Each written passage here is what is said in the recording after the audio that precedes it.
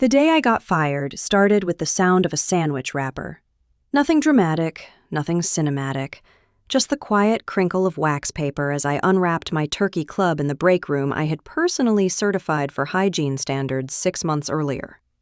30 minutes. That's all I wanted. 30 minutes away from compliance reports, incident logs, and the constant hum of fluorescent hypocrisy. But in corporate America, peace is often a policy violation. I've been with Thermodyne Manufacturing for 9 years. Senior compliance officer, OSHA liaison, and the only person in that building who actually knew what Form 300A meant. My days were built on decimals, signatures, and federal law. You'd think that would earn me some grace. Instead, halfway through my lunch, Clint Voss, my manager and living embodiment of caffeine and ego, appeared in the doorway. "Eva," he said, the way people say your name right before deleting your existence. "We need you in Conference B. Now." I followed, sandwich in hand. Inside, HR was already waiting. Margot, the director, all beige blazer and brittle smiles. "This isn't personal," she said, which always means it absolutely is. "We've had reports of repeated absences during operational hours." "Absences?" I blinked. "You mean my lunch break?" Clint leaned forward. "Optics matter, Eva. You set an example." Optics. The word corporate people use when truth is inconvenient. I reminded them that federal labor law mandates a 30-minute meal period, that our own handbook quotes it verbatim, that I wrote the policy. Margot's lips tightened. "This isn't about legality. It's about commitment." I almost laughed. Commitment? I'd signed off on safety audits during holidays. I'd caught chemical misreports that saved them millions. But apparently chewing in peace was the real hazard. They handed me a form. Effective immediately. No warning, no discussion. Just termination for repeated disregard for operational expectations. As I walked out, badge still warm from the scanner, a thought flickered through my mind, one that would later unravel their entire operation. They never asked who holds the authorization for federal safety logs. They should have, because that name was still mine. They say the room you're fired in always smells the same. Dry carpet, printer heat, something citrus sprayed over anxiety. Conference B reeked of all three. Margot folded her hands atop a manila folder with my name printed twice, as if repetition made it fact. A young HR intern sat at the corner with a legal pad and a tremor, tasked with learning how endings look. "We're concluding employment effective today," Margot said, careful with syllables like they might bruise. "Please surrender your badge." I placed it on the table. It left a faint rectangle of warmth, a ghost of access. Clint watched like a man waiting for a pen to explode. I kept my voice flat. "Who signed off on my successor's safety authorization?" The intern's pen paused mid-scratch. Margot blinked. Clint coughed, buying time. "Operations will handle continuity." "It can't," I said, "not without an authorized signatory." Silence, bright and surgical. I almost felt bad for the intern. It's hard to witness a hole appear where leadership pretends there's floor. "Eva, this is not the venue for debate," Margot said. "Security will escort you." "Of course," I said, and stood. I left the sandwich on the table like evidence of the crime. My walk back to the cubicles felt like moving through an aquarium. Faces turned, expressions wobbling between sympathy and relief that the shark wasn't hungry for them. I slid my plant into a cardboard box, then the stapler everyone stole, then the coffee mug with the hairline crack. I closed my drawer and hesitated over a thin red folder labeled Audits, Master. I didn't take it. I didn't need to. My real archive lived at home, built over years of pre-dawn diligence and whisper-quiet backups. The law doesn't belong to them. It belongs to whoever understands it. Security hovered, polite, apologetic. "We'll walk you out, Ms. Marlowe." I nodded, letting the ritual play out. Badge failed at the turnstile with a beep that felt final. Outside, the air was cold enough to sting. My phone buzzed with a final HR email. "Exit checklist attached. Reminder, do not access company systems." I typed one sentence and hit send. Acknowledged. For continuity, confirm the new authorized safety signatory on file with OSHA before the weekly upload. 3 dots appeared, then vanished. I tucked the phone away. On the drive home, I didn't replay insults or assemble comebacks. I cataloged facts. 1. I was the only compliance officer of record. 2. The upload window closed Friday at 5 p.m. 3. They hadn't asked me for my digital token. When power pretends you're disposable, it forgets to check where the plug is. By morning, the shock had cooled into something sharper. Not anger, not yet. Clarity. The kind that arrives when your career vanishes and all that's left is truth with the labels peeled off. My apartment was quiet except for the low hum of my personal server. Years of archived safety data slept inside it. Every OSHA form, audit trail, and incident report I'd ever touched. I booted it up, half expecting the login screen to reject me out of misplaced guilt. It didn't. My credentials were still valid because the system wasn't theirs. It was federal. Thermodyne could revoke my badge, my email, even my parking spot, but not my authorization. The compliance portal required a certified signatory of record, and that record listed exactly one name: Eva Marlowe.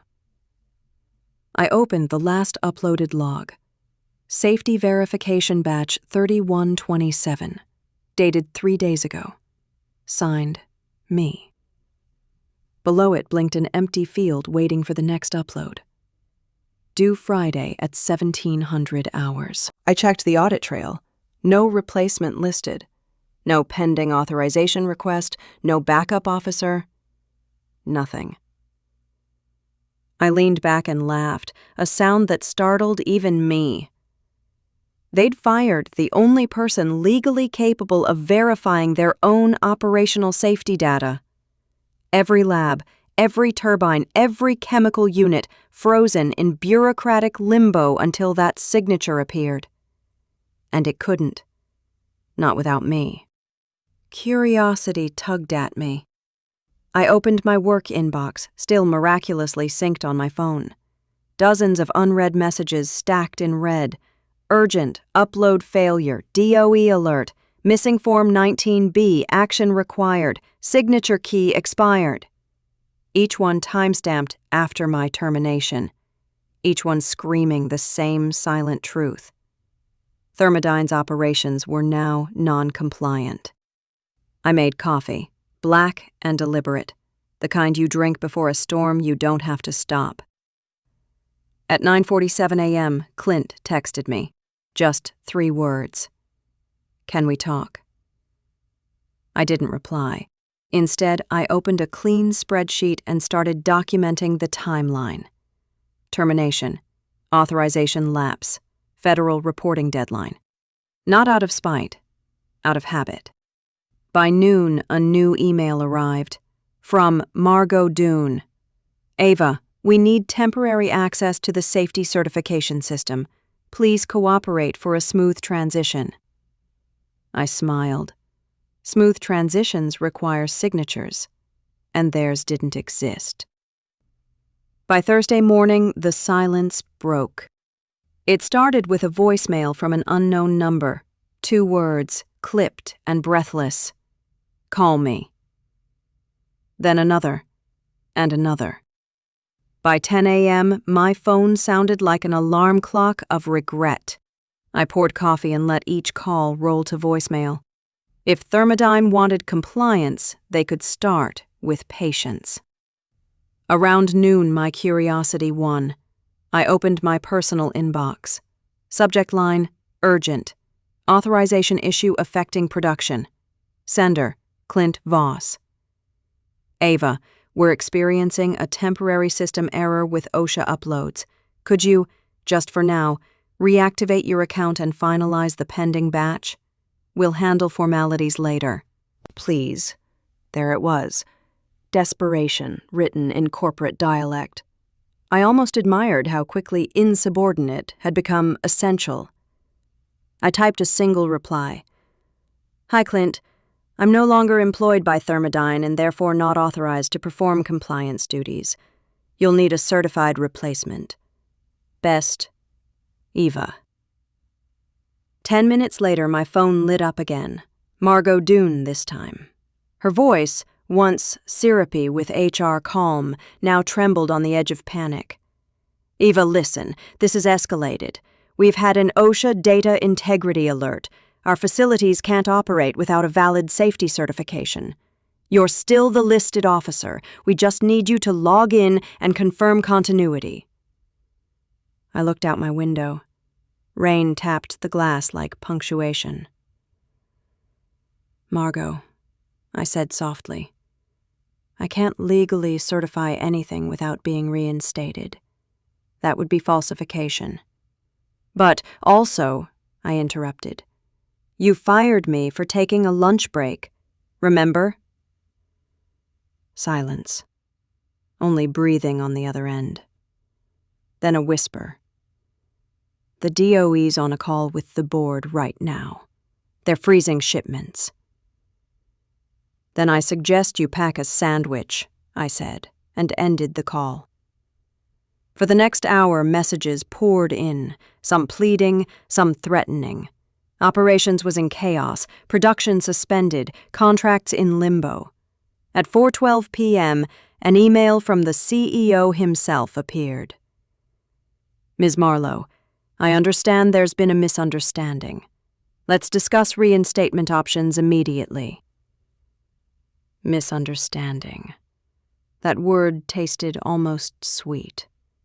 I closed my laptop, leaned back, and whispered to the empty room. Lunch break's over. Tomorrow the auditors would arrive, and they'd bring questions no one at Thermodyne was ready to answer. I called Renee because I wanted law, not sympathy. She answered on the second ring, the clatter of her commuter train fading as she ducked into quiet. I gave her the timeline. Termination Tuesday, upload window Friday, 50 unread emails, 1 CEO olive branch with thorns. Good, she said. Don't touch the portal. Don't sign a thing. And write this down. Federal Safety Clause 14.3. Only an authorized officer may certify safety data. Proxy attestations are prohibited. Even for continuity? Especially for continuity. If they try to submit under your name, the system pings an integrity flag. Keys, hashes, timestamps. Bureaucracy is boring until it's a bear trap. While we spoke, a new message hit my inbox. Action required.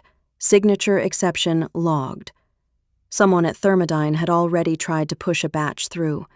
The portal rejected it, stamped the attempt with a red event code, and notified the agency. I read the line twice, then a third time. They'd reached for my ghost and grabbed a wire. Renee exhaled, pleased. That's your leverage and their liability. Next, send a formal notice to OSHA and DOE. You were terminated. Credentials withdrawn. Any use of your identity is unauthorized. CC the company counsel. Short, factual, dry. I wrote it like a prescription. I am no longer employed by Thermodyne. I am the recorded signatory of safety certifications. My authorization cannot be delegated. Any submissions in my name are fraudulent. Please acknowledge receipt and lock the credential until a lawful replacement is registered. I hit send and watched an auto reply return with a case number. Minutes later, HR countered with a memo that read like a smear in beige font. I had refused transition duties and failed to train a successor. I opened my calendar and took screenshots of 3 training sessions Clint had canceled with the subject line, Optics. I filed them under a folder I'd already named Lunch Break, Evidence. Then came a contract from Clint titled Transitional Advisory Agreement. No reinstatement, just a tiny stipend and a gag clause broad enough to erase my name from the building.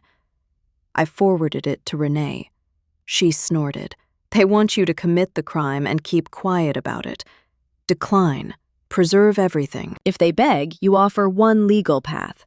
Reinstate you, pay you, and document it. Anything else is tampering. By dusk, the agency replied, credential locked pending investigation. A clean sentence with sharp edges. I brewed tea and labeled a fresh thumb drive, Lunch Break, Archive. I wasn't hunting anyone. I was inventorying truth. And one by one, the dominoes began to tilt. The morning they arrived, the air felt heavier, like the atmosphere knew paperwork was about to draw blood.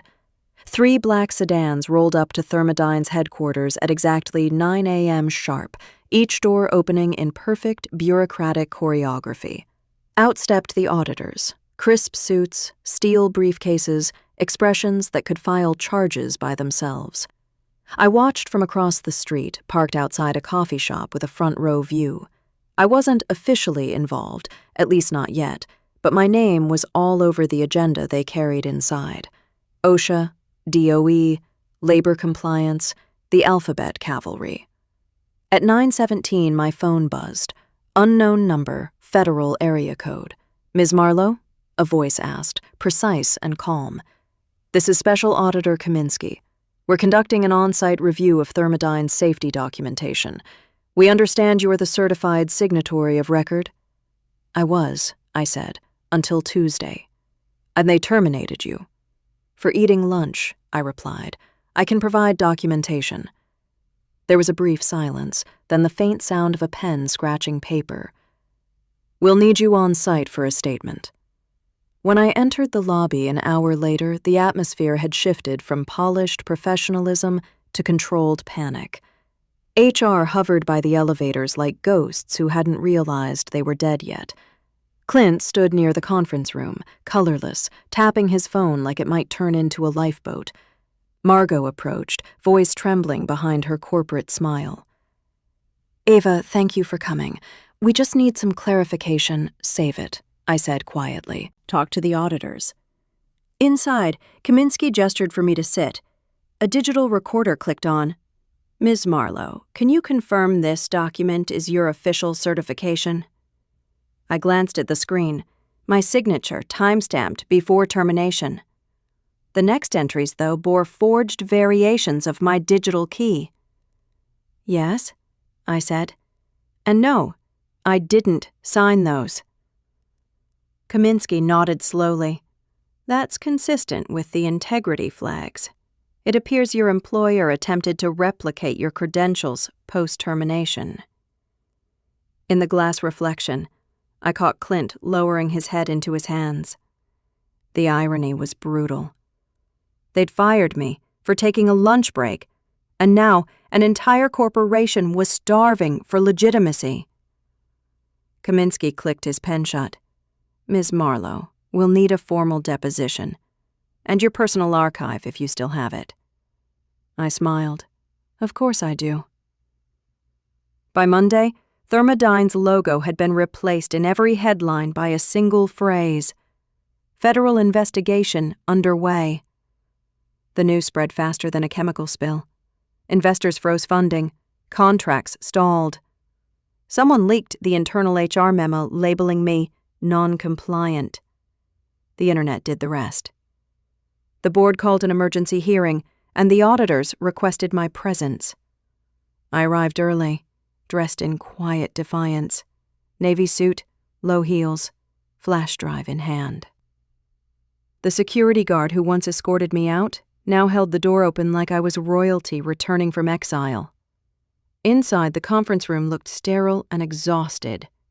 Margot sat rigid, her beige blazer dulled by fluorescent guilt. Clint avoided eye contact altogether. Kaminsky and his team arranged their laptops like instruments before a symphony of accountability. "Ms. Marlowe," Kaminsky began, "please describe your role prior to termination." I kept it simple. I was senior compliance officer, sole certified signatory for federal safety logs.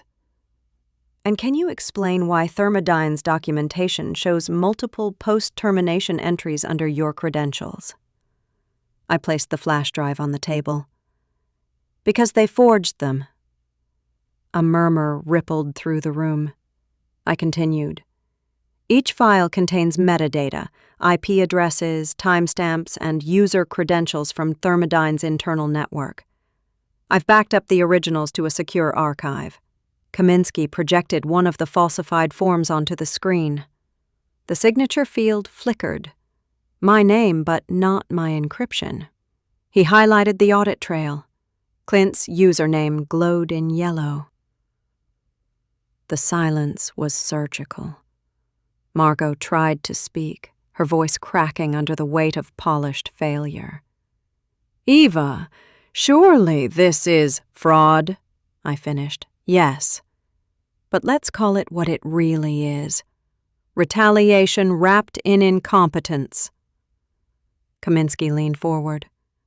"We'll be issuing formal citations for falsification of federal documentation and unauthorized system access."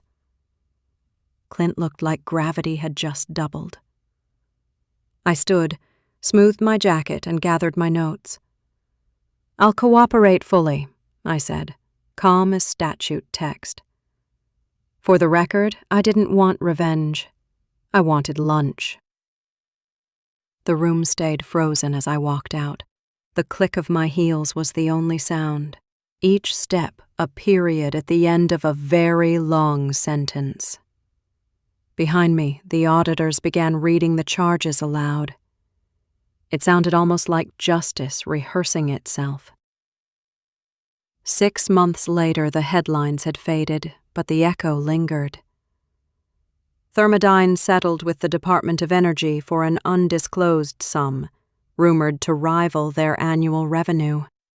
Clint resigned for personal reasons.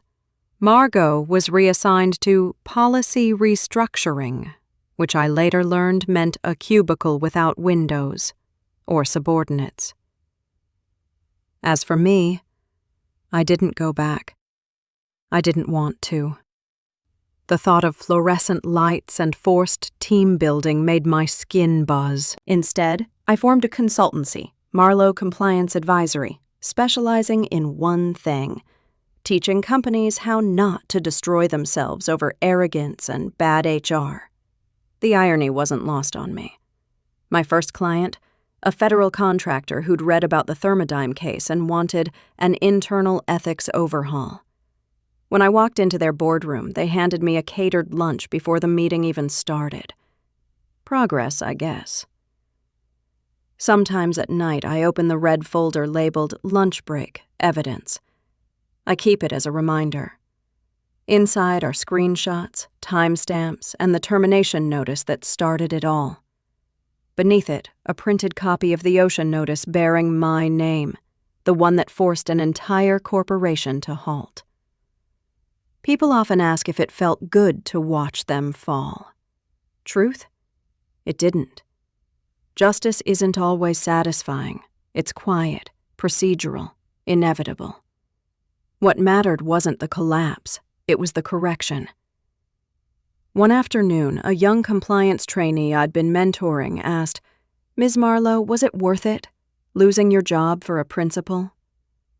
I smiled and handed her a copy of the labor law that protected meal breaks. Every regulation, I told her, was written by someone who was ignored once. After she left, I made tea, opened my window, and let the city noise drift in. For the first time in years, my calendar wasn't color-coded chaos. No false emergencies, no optics meetings, just peace. and a simple truth written in black ink across my mind. They fired me for taking lunch. I built a life that no one could terminate. And somewhere inside Thermodyne's empty compliance office, the safety log still bore my name, untouched, unforgeable, and perfectly valid.